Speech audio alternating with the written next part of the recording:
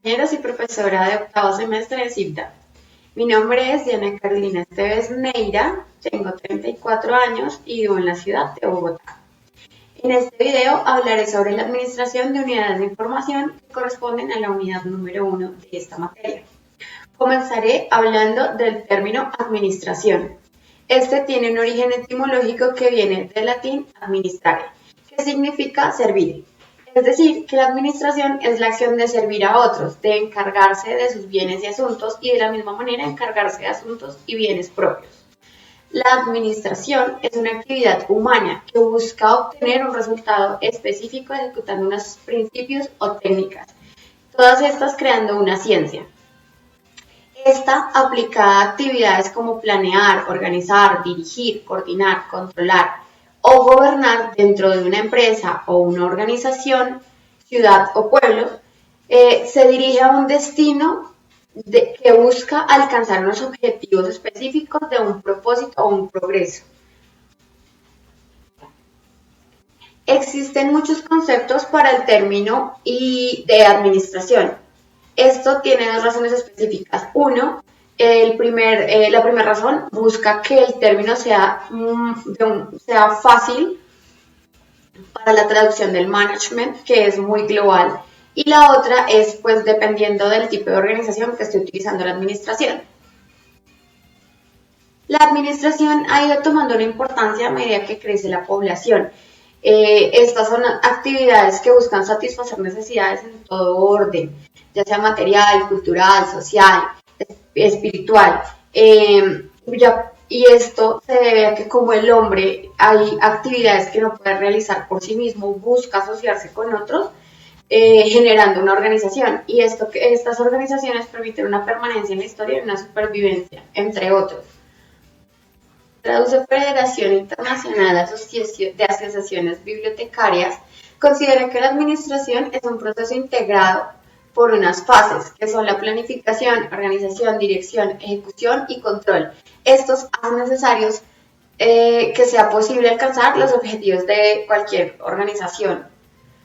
El enfoque general de la administración en las bibliotecas o centros de información se puede decir que se apoya en teorías generales de sistemas, es decir, que la organización se debe considerar como un sistema global, donde todas las bibliotecas y unidades están ligadas y tienen una interacción de su medio ambiente en donde dependen unos de otros y están compuestos por subsistemas interactuando entre sí.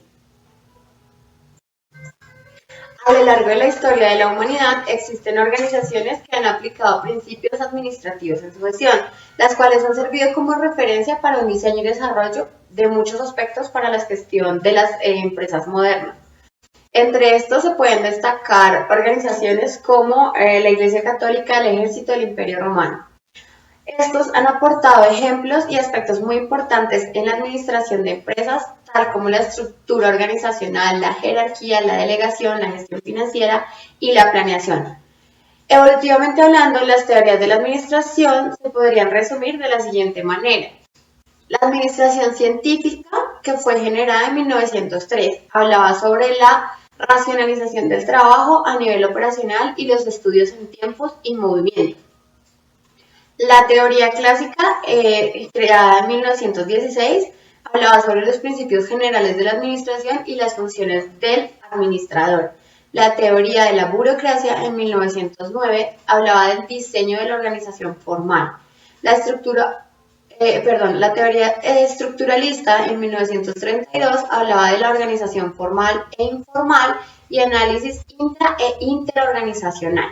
Las teorías de la relación humanista, en 1947, hablan de la motivación, el liderazgo, la comunicación y el trabajo en equipo. La teoría del comportamiento organizacional, de 1957, hablaba sobre los estilos de administración y las teorías de las decisiones. La teoría del desarrollo organizacional, de 1962, se enfocó sobre el sistema abierto. La teoría de la contingencia, de 1972, hablaba del análisis ambiental. La teoría de la contingencia tecnológica hablaba de la administración de la tecnología. Y los nuevos enfoques desde 1990 hablaban del caos y la complejidad capital e intelectual.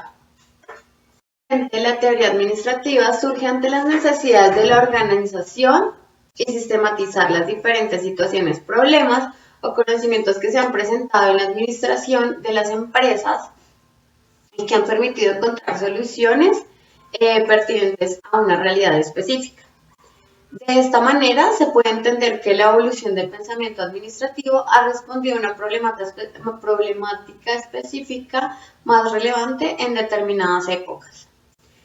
Enfocado en estos problemas a resolver, hay pensadores, filósofos, educadores, psicólogos, sociólogos y humanistas que han realizado unos postulados. Estos han postulado que el elemento humano es el más importante de todas las empresas y de las organizaciones.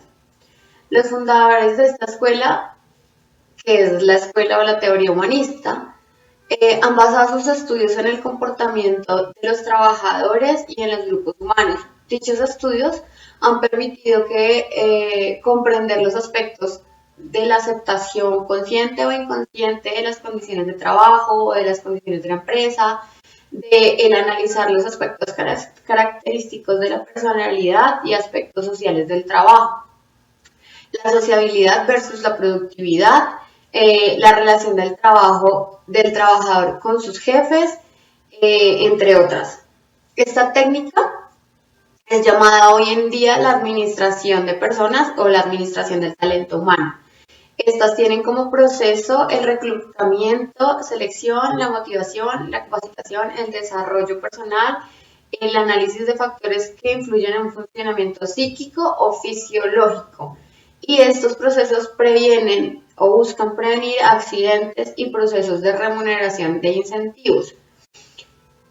Los autores más conocidos que trabajan en esta teoría humanista, voy a nombrar unos. Entonces son los más conocidos. Orwell postuló que una de las cosas que más deben preocupar a la empresa son las expectativas y los temores de los trabajadores.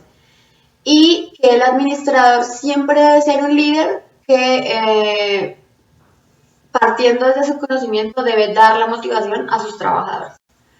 Otro pensador es Mary Parker. Esta postuló varios principios como el de la comunicación directa, los principios de relaciones de relación recíproca, los principios de la ley de situación, los principios de control sobre los hechos.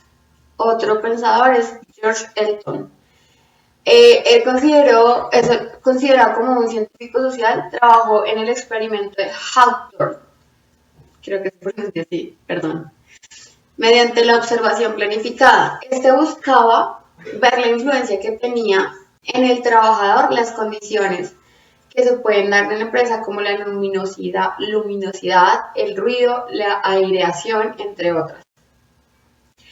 Todas estas también buscaba las causas del porqué de la fatiga, las afecciones de salud, y realizó este ejercicio en 4 etapas. La primera etapa la produjo o la realizó en 2 grupos de trabajo o 2 grupos de empleados. Unos con una buena luminosidad dentro del área de trabajo y el otro grupo sin una buena luminosidad. En el trabajo realizado por ellos, por los empleados, hubo una conclusión que fue que ambos grupos aumentaron su productividad. En la segunda etapa también trabajó con 2 grupos, cada uno de ser 6 mujeres. Estas trabajaban por separado, estos grupos. Uno con unas muy buenas condiciones de trabajo, en donde se les mejoró el tiempo, se les daba información, y la otra el otro grupo con malas condiciones de trabajo. Se demostró o se dio la conclusión de que ambos grupos dieron una mejoría en sus resultados, y se destacó que en las condiciones de no supervisión y en la libertad de conversación entre los empleados, psicológicamente los daban tranquilidad y pues generaban una eficiencia. En la tercera etapa se realizó una entrevista entre todos los empleados de todas las áreas, donde hablaban perdón, donde se habían destacado factores físicos, fisiológicos, psicológicos y estos influían en la productividad.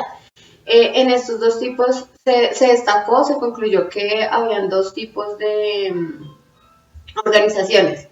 Una que era la formal, que es decir, la organización que se genera dentro de una empresa basada en normas, leyes o, o reglas que tiene la empresa, y otra que era la informal, que se relacionaba o se generaba por las relaciones establecidas entre los miembros, quedaban basados dentro de un interés común. La cuarta etapa enfocada en la organización fue enfocada en la organización informal, que se conoció en la tercera etapa. En estas escogieron un grupo de 9 personas en las cuales se les observó el comportamiento interpersonal, digamos, concluyendo que los trabajadores llegan a un nivel de producción que no pasaban. Por ejemplo, que los que tenían mayor producción se les pedía que bajaran el nivel a los que tenían menor producción. Si había una afección en el grupo por algún sentimiento de solidaridad o peleas entre alguno, había solidaridad entre los demás y pues generaban como rechazo sobre el que estaban en pelea. Habían patrones de conducta defensivos por deslealtades y cuando había una persona que era muy capaz se le pedía la disminución para tener un nivel básico. En el experimento se concluye que todos los individuos se apoyan totalmente en el grupo y que el comportamiento de trabajadores está condicionado por las normas y estándares sociales. Otro pensador es Chester Bernardinbro. Él era de un movimiento socialista y aunque tenía dudas sobre el proceso que generó o el experimento que hizo Elton Mayo, dice que una vez constituido un grupo social, su cooperación se ve afectada por factores como ambiente físico, la organización, el ambiente social, las variaciones de individuos y aspectos diversos de índole educación, social o religiosa. Él concluye que toda interacción se convierte en un sistema social diferente, un sistema social diferente al individuo mismo, pero que lo afecta directamente. La biblioteconomía y la documentación se ha incrementado esta necesidad por incluir la enseñanza sobre la administración de unidades de información para lograr una eficacia y una eficiencia como tal en la organización. El futuro profesional, como nosotros, debe conocer conceptos, técnicas e instrumentos del ambiente empresarial para que se permita lograr un mayor grado de aprovechamiento de todos los recursos que se ejercen en una administración dentro de los centros. Muchas gracias compañeros, profesora, por su atención. Espero que el video pues les haya gustado y pues cualquier inquietud, me la pueden decir por interno. Gracias.